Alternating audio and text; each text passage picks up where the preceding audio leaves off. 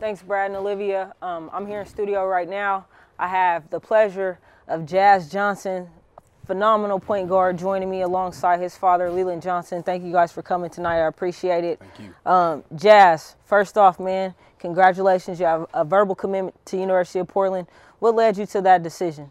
Coach Revino, Coach Jackson, they're great coaches. They showed a lot of interest in me in my freshman year, and they haven't really waned since. So I felt comfortable with that situation, so I decided to commit. So you're a Portland kid, you know, you grew up here and stuff. Tell me about the basketball circuit for you from the time you started to where you are right now. I mean, like, what do you mean? Like, what do you mean? Like the elementary school, like the process through middle school, and then Benson, and Milwaukee, and Lake Oswego, just kind of your journey, so the people that don't know you can kind of understand where you came from through the course of your basketball career. Pretty much throughout my whole youth, I've been playing with my dad, and I've just been playing with him, and he's always put me in situations where I'm pretty much like I have to be that guy, and so that's building me up to be a player that I am today, whereas just like I have to be able to put the team on my back, and so that's pretty much led to where I am now. So you went to Benson your freshman year, played for Coach Troy Berry. Yeah. You had a great freshman year. I had an opportunity to watch you play against Jefferson there. How was that experience for you? That was a great experience, being a freshman. And during that year, there's a lot of great talent that year coming out of the PIL. And so just being able to be out there with all those other point guards and just all those other good players, like Cam Chapman was at Jeff that year, Silas is still there, and just being able to play against those players was a good experience.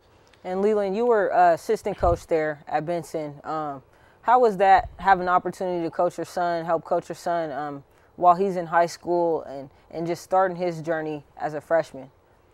Well, we have a pretty good relationship, so it was really easy.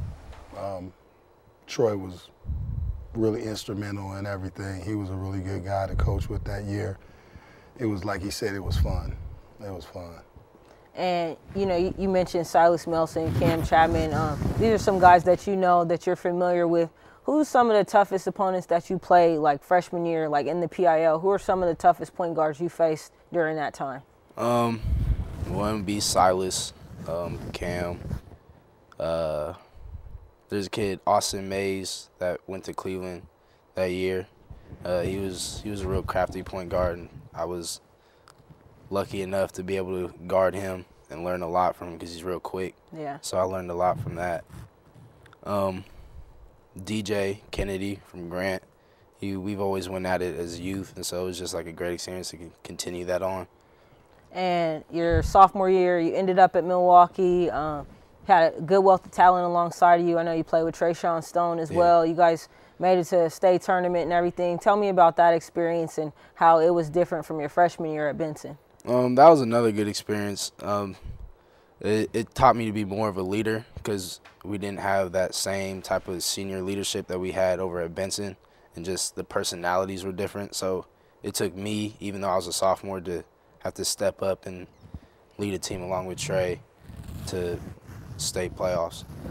And the NWAC, a little bit different than the PIL, you know, it's spread all out a little bit, but the point guards there and some of the teams there, who were some of the opponents that you enjoyed going up against in the NWAC?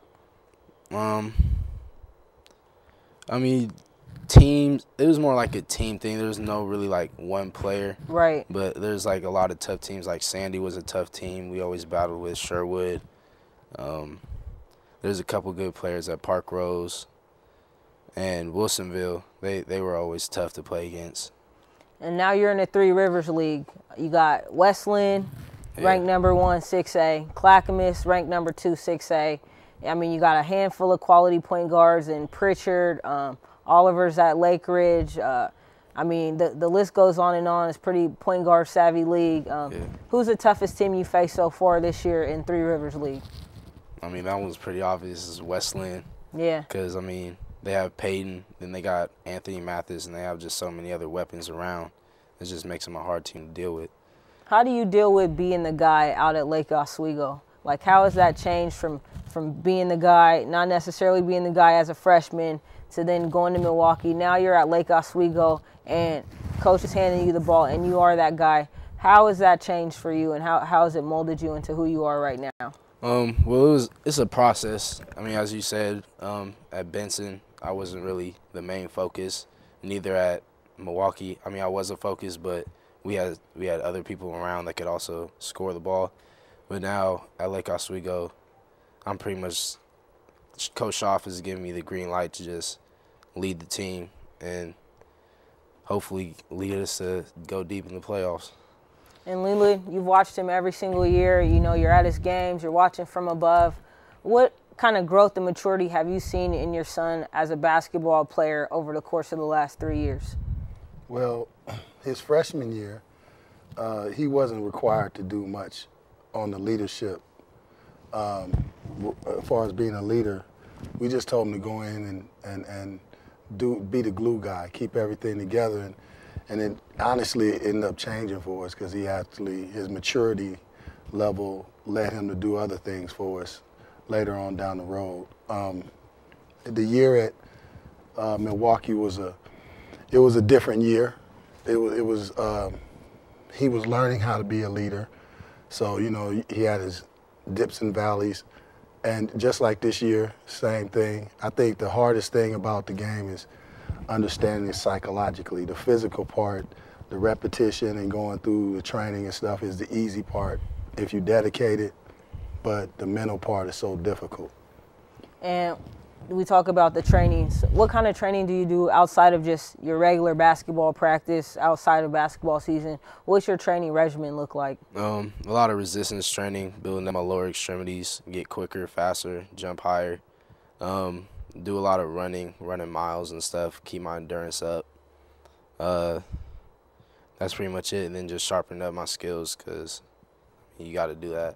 Right. So in the gym training, once you get in the gym, you go through your basic warm-ups. What does an average routine look like for you in terms of the amount of shots you're getting up, mid-range, three-pointers? Like, how do you mix it up in a regular workout? Well, we work out at Shoot 360 in Vancouver. So we start out with, like, warm-ups, the jump ropes. And then 1,500 jump ropes. Then we do ladder drills for footwork. Then we get on... Yeah. then we get on the Vertimax.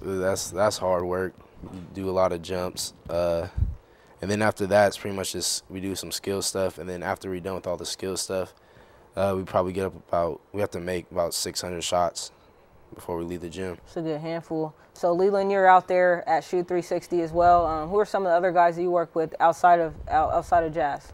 Marcus Golden, Trent Callan, who's a starting guard at Lincoln High School, Ark, who plays along with Cameron Chapman over at Columbia Christian, Isaac Bonton, who is an excellent up-and-coming freshman guard that I've had the opportunity to work with. Hopefully I'll have the opportunity to work with him next year too. Right. Marcus Golden, I say him? Yeah. Trey, there was a young kid named Trey who averaged 30 points a game out in Washington. Ooh, wow. That we just ran across. It was a very savvy little point guard. So I try to mix it up. I try to get him up against guys that are real quick, really athletic, and then some days we go up against the 6'4", 6'5" kids that are kind of long and strong. So because that's what he's going to see on the college level. So, cool. So Jazz, outside of basketball, who is Jazz Johnson? I'm real goofy. I'm funny, outgoing. Sometimes my dad gets mad at me for being too goofy. Too silly? Yeah, not being totally focused on what needs to be done. But I try to balance it. You a class clown? I wouldn't say a class clown, but I'm goofy, but I get my work done. Cool. And it says you're a mathematician. Yeah, I wouldn't say a mathematician. I just like math. You just like math? Yeah. And you're heading toward a degree in engineering. That's what you want to pursue? Yeah. I take classes at LO. It's like computer designing stuff.